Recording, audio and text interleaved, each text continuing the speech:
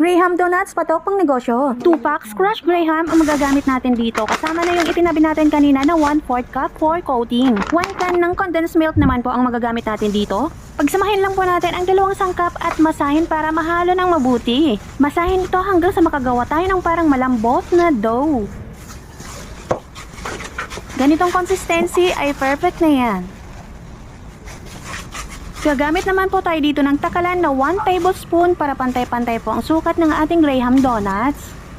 Sa negosyong ito, hindi lang bagets ang magiging suki natin dito. Nakakatuwa dahil pati nanay, tatay at matatanda ay bumibili na rin ito.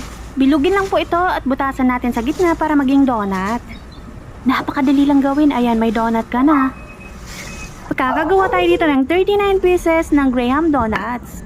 Gumamit din po ako dito ng 1/4 cup powdered milk for coating, pero optional lang po yan.